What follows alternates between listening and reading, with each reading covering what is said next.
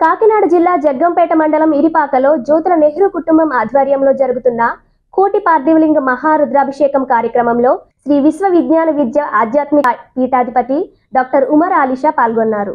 మార్చి 2వ తేదీ శనివారం 6వ రోజు విఘ్నేశ్వర పూజ, పరిషత్ పంచగవ్య ప్రాసన, గోపూజ, మహావ్యాసము, రుద్రాభిషేకము, బిల్వార్చన, కుంకుమార్చన, నవగ్రహ హోమం వంటి పూజా కార్యక్రమాలు నిర్వహించారు. జ్యోతుల నెహ్రూ, మణి, జ్యోతుల నవీన్, లక్ష్మీదేవి, తోట సర్వారాయుడు, సునీత దంపతులు పీటలపై కూర్చొని భీమశంకరం స్వామివారి కళ్యాణం నిర్వహించారు. ఈ కార్యక్రమానికి పిఠాపురం విశ్వవిద్యాలయ ఆధ్యాత్మిక పీఠం పీఠాధిపతి సద్గురువర్యులు డాక్టర్ ఉమర్ ఆలీషా హాజరై మహారుద్రాభిషేకంలో పాల్గొన్నారు. వేలాదిగా భక్తులు పాల్గొని తమ స్వహస్తాలతో కోటి పార్థివ లింగాలకు అభిషేకం నిర్వహించారు. పులిహోర, చక్కెర పొంగలి, దద్దోజనం ప్రసాదం భక్తులందరికీ పంపిణీ చేశారు. ఈ సందర్భంగా ఉమర్ ఆలీషా మాట్లాడుతూ, ఒక భగవంతుడు సంకల్పంతో ఈ కోటి మహారుద్రాభిషేకం నిర్వహించడం, ప్రతిరోజు ఏదో ఒక పీఠం నుంచి ఒక పీఠాధిపతిని తీసుకువచ్చి ఆశీస్సులు అందించడం, భక్తి తత్వాలు వినిపించడం, పీఠాధిపతులు ఆశీస్సులు అందించడం జరుగుతుందని, ఈ మహోన్నత కార్యక్రమం ఏర్పాటు చేసిన జ్యోతుల నెహ్రూకి భగవత్ సంకల్పం తోడై మరెన్నో కార్యక్రమాలు చేయాలని భగవత్ సంకల్పం నెహ్రూ కుటుంబం పొందుతూ ఈ చుట్టుప్రక్క ప్రాంతాల భక్తులకు అందించడం ఓ గొప్ప మహోన్నత కార్యక్రమమని అన్నారు. ఈ అద్భుతమైన ప్రదేశంలో అందరూ కూర్చొని భగవత్ సంకల్పాన్ని ఏకత్వంలో భిన్నత్వంగా నిర్వహించడం, మనందరం కూడా ఆ భగవత్ సంకల్పం పొందుతూ అందరికీ కూడా అందాలని ఆశిస్తూ ముందుకు సాగాలని అన్నారు. ఇటువంటి కార్యక్రమాలు చేయాలంటే సామాన్యమైన విషయం కాదని, ఒక భగవత్ సంకల్పం ఉన్నప్పుడే ఇటువంటివి సాధ్యపడతాయని అన్నారు. గోకవరంకు చెందిన ఆధ్యాత్మిక భక్తుడు తోట సాయి శివతత్వం, రామతత్వం గురించి భక్తులకు వివరించారు.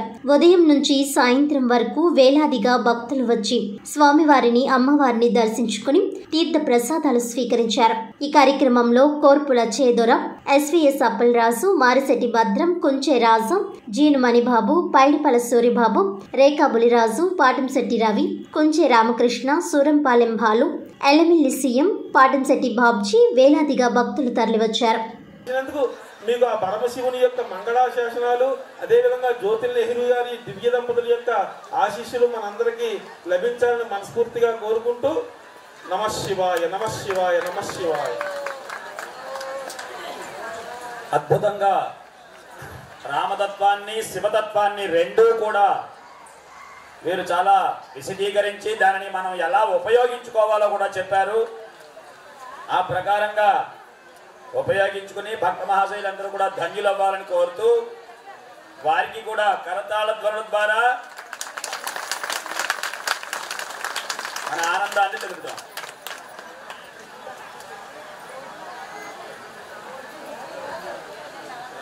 అలజడి చెంది అది మనసు మన యొక్క చెంతన ఉండకుండా ఆయా కార్యకలాపాల వైపు దృష్టి సారింపబడి ఉంటుంది. అందుచేత మన మనస్సు ఆ భగవత్ స్వరూపం యొక్క శక్తిని పొంది తరించేటువంటి అవకాశం లేకపోవడం చేత మన మనస్సుని భగవత్ సంకల్పం వైపు కేంద్రీకరింప చేయాలి అన్నట్లయితే మన మనసుకు ఒక ఆధ్యాత్మిక తాత్విక జ్ఞానశక్తి మనం పొంది తరించడానికి మనం ప్రయత్నం చేయాలి. అందులో భాగంగా సద్గురువర్యుల యొక్క, పీఠాధిపతుల యొక్క, స్వామీజీల యొక్క, యోగుల యొక్క, జ్ఞానుల యొక్క తాత్విక సందేశాలు మన మనసుని ప్రేరేపింపచేసి మన మనసులో స్ఫూర్తిని కలిగించి మన మనసులో ఒక తాత్విక జ్ఞానశక్తిని ప్రసాదింప చేయడం జరుగుతుంది. ఆ తాత్విక జ్ఞానశక్తి మన మనసులో ఉండేటువంటి అలజడిని, అశాంతిని, అసహనాన్ని తొలగించి మనలో తాత్విక దైనందిన జీవన విధానంలో తాత్విక చింతన కలిగిస్తుంది. ఆ తాత్విక చింతన ద్వారా మనం భగవంతుని తత్వాన్ని నేర్చుకోవాలి, భగవత్ తత్వాన్ని పొందాలి, భగవంతుని యొక్క ఆశీస్సులు మనం ఎల్లప్పుడూ పొందుతూ మన జీవన విధానంలో సుఖమయం కాబడేటువంటి స్థితిని మనం కల్పించుకోవాలి అనేటువంటి భావనలో మనం ప్రయత్నం చేయడం జరుగుతుంది. అప్పుడు తనకి ఆ భగవంతుడు ఈ విధంగా రక్షణ కల్పించారు, ఈ కష్టం నుండి తొలగించారు, ఈ బాధ నుండి తొలగించారు, ఈ సమస్య నుండి తొలగించారు అనేటువంటి ఒక ప్రత్యక్షమైనటువంటి అనుభూతి తన మనస్సు స్వానుభవంలో పొంది తరించడం చేత తనలో ఒక అద్భుతమైనటువంటి శక్తి ఏర్పడుతుంది. ఆ శక్తి యొక్క స్థితి చేత ఆ భగవత్ శక్తిని తాను పొంది తరించడం చేత తనలో ఆ భగవంతుని యొక్క ధ్యానం యొక్క స్థితికి చేరుకోవడం జరుగుతుంది.